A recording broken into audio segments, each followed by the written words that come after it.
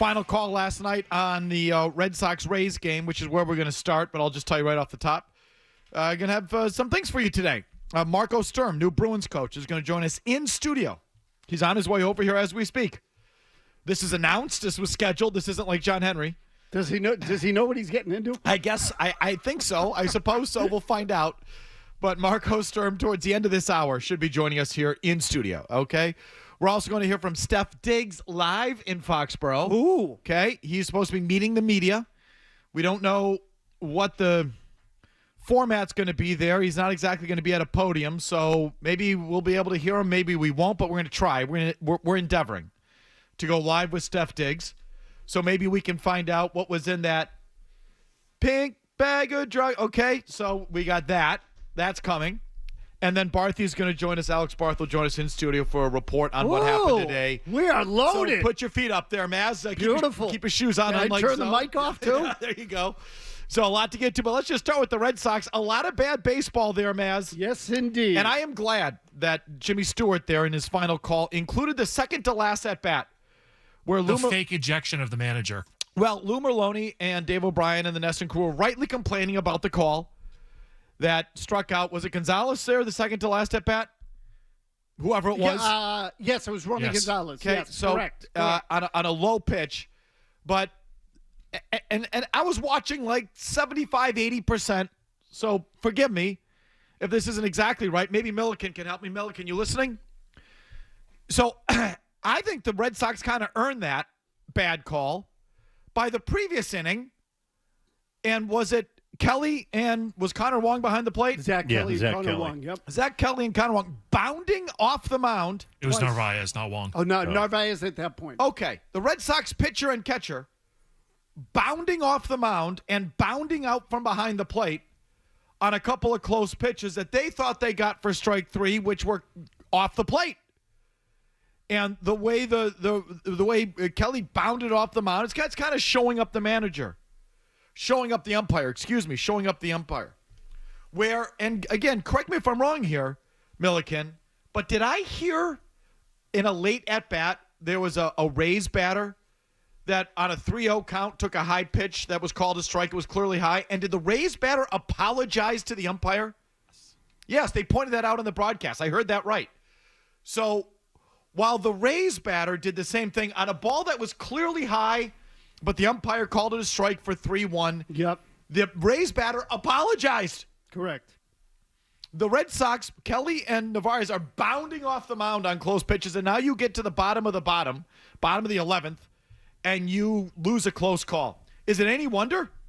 No one should have been surprised by that. We don't have the robot umps yet. So until that point, always expect that they're going to bone you. I've said this before. When the bald a-hole was yelling at Walker Buehler a few weeks back, they don't know how to control themselves, and they get into it. Know that you're going to get boned at any and all opportunities by these umps. I think they were asking for a boning. Absolutely. By the second, so this is what you mentioned. Zach Kelly didn't just do it once, twice. The first time, you should have learned your lesson. Like, if you knew you were going to get squeezed on a pitch, don't do it the second time until someone actually gets rung up and the umpire makes the motion. What the hell are you doing? So I think that was just, to me, the last bit of bad baseball, stupid baseball, on a night of stupid baseball. Yeah, I would even go so far as to say a weekend, but keep going. But that's one of the stupidest games I've ever watched in my life. Yeah, it's up there. Between both teams. Bad defense, bad calls. Guys acting like complete a-holes. Just what a mess. A lot of stupid baseball, Mazz. And just to be clear, we're talking about the same Zach Kelly, right? The guy who has a career in micro neurosurgery. He does? No, I'm being a wise ass. I'm not ready for sarcasm yet. Zach Kelly couldn't hit the side of a building with a freaking tomato, and all of a sudden he's going to show up the umpire on balls and strikes. Ridiculous. So again, Mazz, I just thought that was the capper bit of stupid baseball from a night of stupid baseball from a stupid baseball team. Yeah, that's pretty much it. I mean, I think they look, here's what I would tell you about the Red Sox at this stage. I know they took 2 out of 3 from the Yankees over the weekend before they came home. But given what we've seen and given the way that game went last night, I think we can safely say, and based on the events of the weekend, that the Red Sox are stupid, they're sloppy, they're now bitching about the umpires, which is what losing teams do. Losers bitch about the umpires. That's what they do.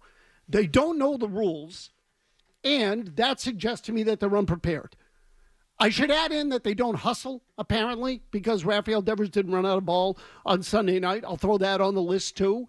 So tell me what there is to like about them. Like, I go right down the list. There's very few things that they do that make you say, oh, yeah, this is a likable team. They're well prepared. Now, I would say they try to play hard. That I will give them. But their stupidity gets in the way of that. So, I mean, I think they're all the worst things. And now the bitching about the umpire sort of takes it to a new level. It's like an NBA team that bitches about the officiating. They get so consumed with the officiating, they can't focus on the task. And I think that's part of what happened last night. What a cluster of a game. And all the same stuff, really, from the Red Sox. Spotty pitching, non-situational offense. They did keep coming back. I mean, yeah. I'll give them that. The last two comebacks were kind of fake, where they scored the tying run in the ninth on a Texas chopper that must have gone 20 feet in the air. It did.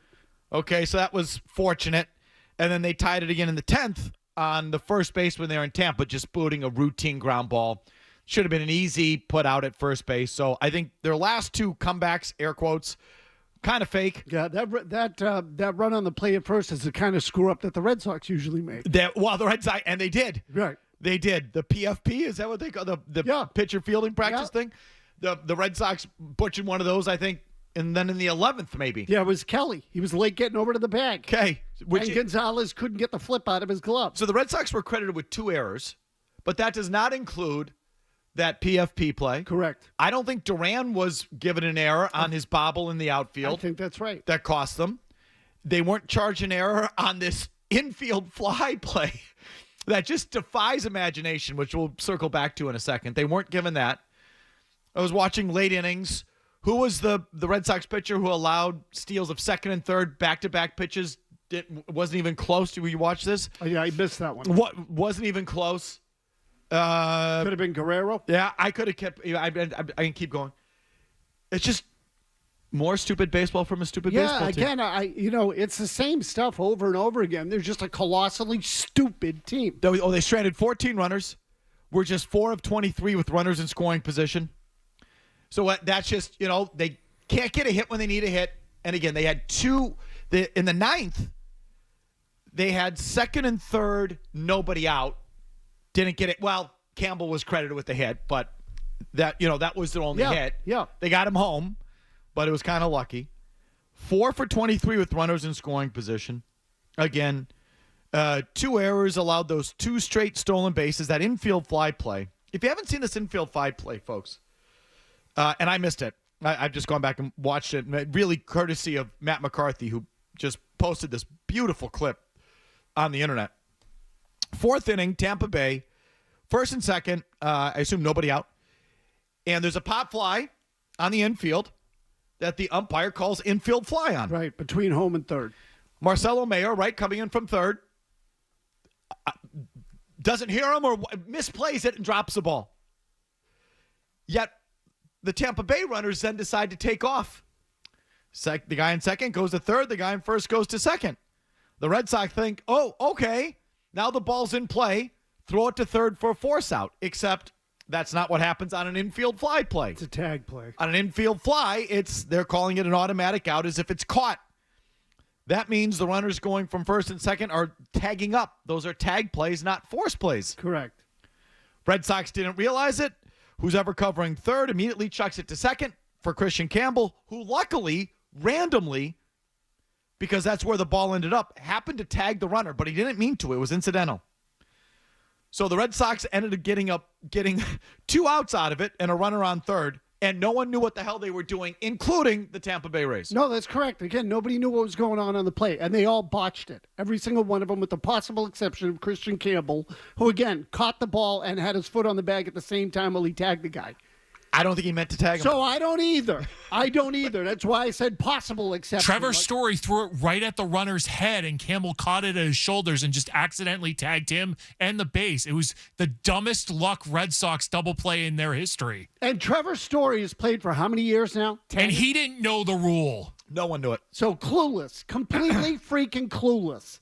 And the umpire put his hand up before the ball, it was probably on its way down but there was I want to say a slight miscommunication between Wong and Meyer. It looked like Wong was initially going to catch the ball and then stepped out of the way, presumably because Meyer was calling it, and then the ball dropped. Neither one of them grabbed it. I mean, the whole thing was one big cluster. So, again, just because Tampa didn't know it either doesn't excuse you, who had no clue. And the whole thing, cluster. Yes. Mazz, I am curious, though. Since that became a tag-up play, since the umpire calls it out in the air. Correct. When can the runners tag? So that I don't know. It's a good question. You know what I mean? Yeah. What's the moment that, as soon as the umpire calls the infield fly rule, they run at their peril, at their own risk. No, I don't think so, Jimmy, because that's when the ball's in the air. Because then you get a head start. My guess is once it touches the ground. Yeah, I think that's right. But I'm just guessing. No, that would be my guess too. Because think of it, you're correct. They can advance once the ball touches the fielder's glove or when the ball hits the ground. Right, yeah. And the ball did not touch Meyer's glove before it hit the ground. Not at all. They missed it completely. But it makes sense. But because the Rays went to it. The Rays runners thought, now the ball's in play. We got to get to third because it's a tag play, right? Or right. It's a force out play, right? Yeah. Exactly. Yeah, they thought it was a force and they had to go, so they both bolted. Yeah, it was complete and utter stupidity all the way around. Again, 18, 19, or 20 major league players, if you count the pitchers on the field, and I don't think any of them knew what the hell was going on.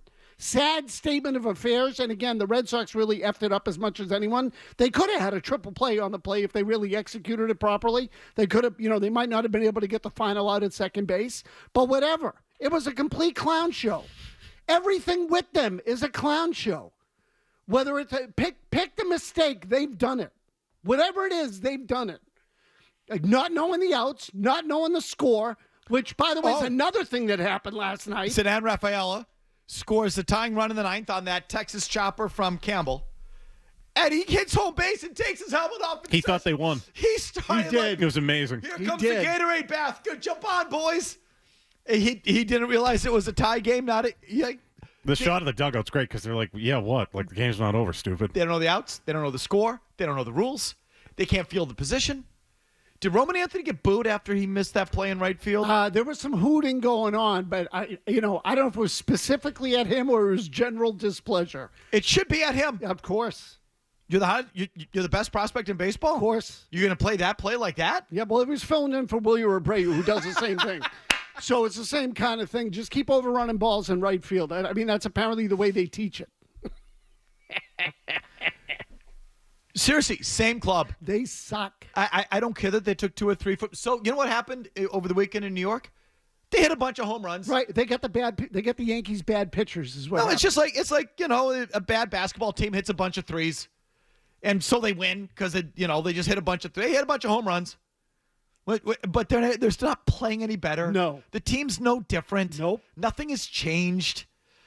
And, the manager, to me, feels like in a bygone era, the manager would be right in the middle of it. He'd be in the crosshairs, but it's not quite like it used to be. Well, there might be one thing that has changed. It's possible that they've gotten dumber. That I will allow for, because now they feel like they make more mistakes in every game, and they're more comprehensive. They pretty much cover every area in their stupidity. For Pete's sake. If you like that clip, check out more videos from Felger and Mazz here. For more Red Sox analysis and opinion, hit this playlist. And for all the latest from the Sports Hub, download the app at 985thesportshub.com.